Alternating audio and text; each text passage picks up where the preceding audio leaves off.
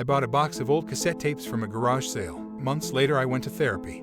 I'm the kind of girl who loves a good thrift. I'm always in places like Goodwill looking for something new for my wardrobe or stopping my car at random yard sales to see what I can find. To be honest, you'd probably consider me a hoarder of some sort. I've got vintage mixing bowls, old CRT TVs, a coffee percolator, Rolodexes, Waterford crystal sets, VHS movies, you name it and I have probably had it. Or something like it anyway. Recently I got a hold of a Sony Walkman tape player. Now I know there are much more efficient and readily available means to listen to music, but there's just something so satisfying about rewinding a cassette and hitting that play button and listening to the tinny sounds and slight crispness of the music on a tape.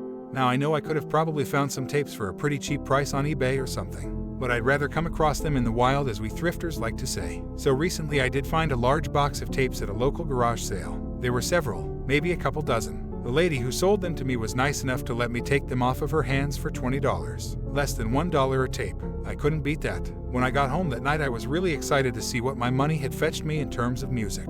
I knew I had probably missed the mark here and there, but there was bound to be some good music in this box of tapes. I was right. Bruce Springsteen, Aerosmith, Tina Marie, Phil Collins. But I had some crap too. The narrated version of A Christmas Carol, Sounds of Nature 2, on Christianity and its history, among other things. Over the course of the week, I started listening to the tapes whenever I had the time. Then I came across the first oddity included in this batch of cassettes I had purchased. Inside one of the cases I had bought, there was a plain-looking tape that clearly wasn't supposed to be there in the first place. I pulled it out and looked over it. On one side there was a yellowed and older-looking label with the words M. Wilson 1987 scrawled across it in black ink.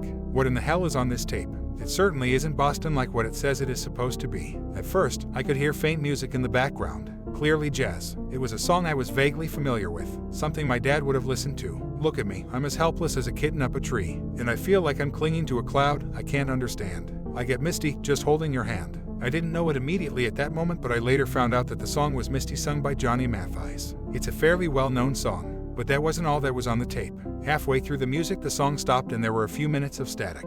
Then it sounded like a door creaked open and someone had entered the room. Then I heard the tearful and hysteric voice of a woman. Why am I here? What did I do? I don't understand. Please don't hurt me. I've barely lived my life yet. There was a bit of a pause and then I could hear movement and what sounded like the clinking and ringing sound that is only made by metal. The woman was sobbing and clearly terrified. I then heard a long and deep sigh. The song started to play again, except it was mixed with sounds of terror and agony. Look at me. Agha please. Feel like I'm Nulu. Stop. I can't unders. Aye. Or shag.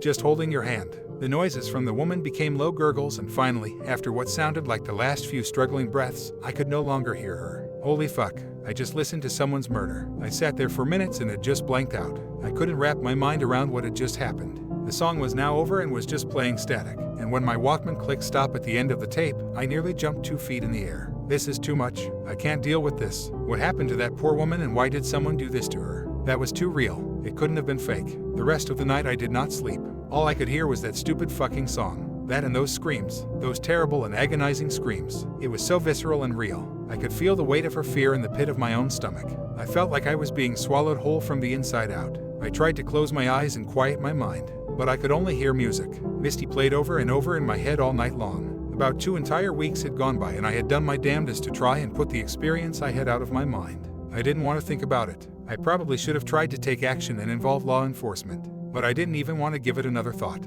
You have to understand that I was considering my own mental health. At this point, I just wanted to forget what had happened. Then I encountered the horror of it all again. It was like deja vu. I just wanted to listen to some music on my Walkman. The tape was supposed to be Bonnie Raitt, but it wasn't. It was another blank tape with a different label this time. C. Jacobs 1984. I can't play this fucking thing. How is there another one? One fucked up tape was bad enough. Now 2. I sat there and looked at it for about 5 minutes. I didn't want to listen to it. I knew damn good and well what I would hear, but I hadn't heard it yet. My mind was racing in all directions and I could feel a cold sweat break out over my body. I just couldn't believe what was happening. Why did I have to find these tapes? Fuck it. I have to know. I put the cassette into my Walkman and took a deep breath. I hit the play button hard, almost expecting it to send a shockwave of pain radiating through my arm. After listening to the initial static, I heard a new sequence of horrifying audio.